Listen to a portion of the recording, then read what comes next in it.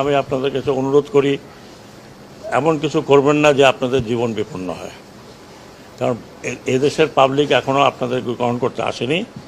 আমি বরং মনে করি আপনারা আপনাদের পার্টি রিঅর্গানাইজ করেন। এই পার্টির অনেক অবদান আছে বাংলাদেশে, এটা আমরা ডিনাই করতে পারি না। পার্টিকে রিঅর্গানাইজ করেন, পলিটিক্যাল পার্টির মতো যেভাবে থাকে। ইলেকশন আসলে ইলেকশন কন্টেস্ট করবেন, জনগণ ভোট দিলে ভোটে যাবেন। এই এই এই এই এই কী বলে, এই স্বপ্নটা যদি আপনারা দেখেন তাহলে কি করবেন? আপনারা এই দেশকে আরেকজনের হাতে তুলে দেবেন। তাহলে কি আপনারা বা আপনাদের পূর্বপুরুষরা, আমাদের পূর্বপুরুষরা, আমরা এখানে অত সিনিয়র কেউ নেই। আমরা যে মুক্তিযুদ্ধ করলাম, মারা গেল 30 লক্ষ লোক মারা গেল, সেই 30 লক্ষ লোকের উপরে দাঁড়ায় আপনি দেশকে আরেকজনের হাতে তুলে দেবেন। আমি খালি অনুরোধ করি যে আর যা করেন এটা করবেন না। এবং আর কিছু বলতে চাই না। এদেশের লোক এত তাড়াতাড়ি ভুলে নাই। সময় দেন, হয়তো ভুলে যাবে, কিন্তু এত তাড়াতাড়ি ভুলে নাই। কারণ যাকে ধরছে নেতা, সেই নেতারা এখন পালিয়ে বেড়াচ্ছে। যাকে ধরছে সেই নেতাকে আমরা বাঁচাতে পারছি না। অনেক নেতাকে অনেকে বাঁচিয়েছে, আমরা জানি কে কোথায় আছে। কিন্তু ওটা না করে আপনারা বরং পার্টিকে, এটা অনেক বড় পার্টি এবং I have lot of respect for Awami League. তারা আসুন, যারা রেগুলার করতে চান। এখানে মারামারি করে কোনো লাভ নেই। আরও কিছু লোকের মৃত্যু আমরা চাই না। অলরেডি 400 থেকে 500, তারও বেশি মারা গেছে উভয় পক্ষে। পুলিশের এই অবস্থা হয়েছে, আনসারের এই অবস্থা হয়েছে। আর আমরা যদি উস্কানি দিতাম তাহলে আপনারা টিকতে পারতেন না আর্মি ফায়ারে। আমরা আর্মিকে মানা করেছি যে ডোন্ট ওপেন ফায়ার। কারণ কাকে মারবেন আপনি? আপনার এই পুলিশকে দিয়ে কাকে মারিয়েছেন? এই পুলিশকে দিয়ে মারিয়েছেন আপনার সন্তানকে। আপনার সন্তান না হয় একজন পুলিশের যে সদস্য কি বললেন যে স্যার কটা গুলি লাগে একটা ছেলেকে, তার ছেলের লাশ। এটা করবেন না, অনুরোধ করছি। প্ররোচনায় আসেন না, ব্যক্তিগত স্বার্থে আপনারা এত বড় একটা দলকে নষ্ট করেন না। এটা আমাদের প্রাইড ছিল, বঙ্গবন্ধুর স্বপ্ন ছিল। নষ্ট করবেন না, এটা আপনার নষ্ট করার কোনো অধিকার নাই। এটা বাংলাদেশের সম্পত্তি। আর এই যদি স্বপ্ন কেউ মনে করে যে এইটা করে আবার একটা কাউন্টার রেভলিউশন করে আসবেন, কাউন্টার রেভলিউশন করতে হলে আপনাকে হাজার হাজার লোকের রক্ত বহাইতে হবে। যদি আপনারা সেই দায়িত্ব নিতে চান তাহলে নেন। আমাদের যে ইয়াঙ্গার জেনারেশন, এরা করেছে, কোনো পলিটিক্যাল পার্টি করে নেন। They have given their life, যেটা আপনারা কোনো দিন দিতে পারতেন না। বুকে দাঁড়িয়ে আছে পুলিশের গুলি খাওয়ার জন্য, তাদের মুখে কোনো দুঃখ নাই, দে অল স্মাইলিং। এটা যতদিন আছে, এরা যতদিন আছে, আমাদের কথা বাদ দেন, আমরা দৌড় দেবো। এরা যতদিন আছে এরা দৌড়াবে না। They will face you.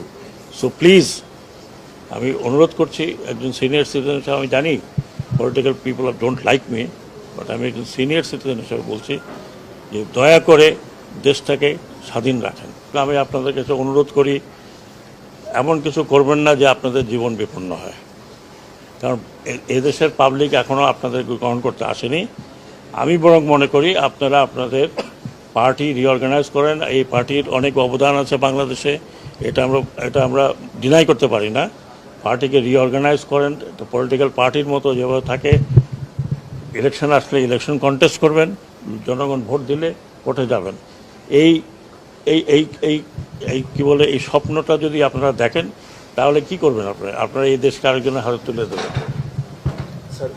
তাহলে কি আপনারা বা আপনাদের পূর্বপুরুষরা, আমাদের পূর্বপুরুষরা, আমরা এখানে অত সিনিয়র কেউ নেই।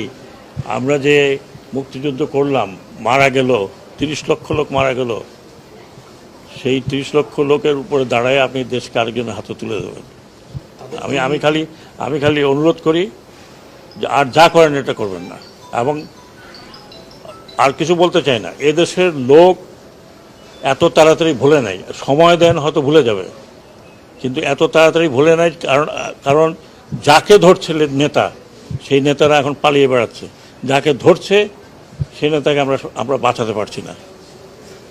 অনেক নেতাকে অনেকে বাঁচিয়েছে, আমরা জানি কে কোথায় আছে। কিন্তু ওটা না করে আপনারা বরং পার্টিকে, এটা অনেক বড় পার্টি এবং I have lot of respect for Awami League. যারা আসুন, যারা রেগুলার করতে চান, এখানে মারামারি করে কোনো লাভ নেই। আরও কিছু লোকের মৃত্যু আমরা চাই না। অলরেডি 400 থেকে 500, তারও বেশি মারা গেছে উভয় পক্ষে। পুলিশের এই অবস্থা হয়েছে, আনসারের এই অবস্থা হয়েছে। আর আমরা যদি উস্কানি দিতাম তাহলে আপনারা টিকতে পারতেন না আর্মি ফায়ারে। আমরা আর্মিকে মানা করেছি যে ডোন্ট ওপেন ফায়ার। কারণ কাকে মারবেন আপনি? আপনার এই পুলিশকে দিয়ে কাকে মারিয়েছেন? এই পুলিশকে দিয়ে মারিয়েছেন আপনার সন্তানকে। আপনার সন্তান না হয় একজন পুলিশের যে সদস্য কি বললেন যে স্যার কটা গুলি লাগে একটা ছেলেকে, তার ছেলের লাশ। এটা করবেন না, অনুরোধ করছি। প্ররোচনায় আসেন না, ব্যক্তিগত স্বার্থে আপনারা এত বড় একটা দলকে নষ্ট করেন না। এটা আমাদের প্রাইড ছিল,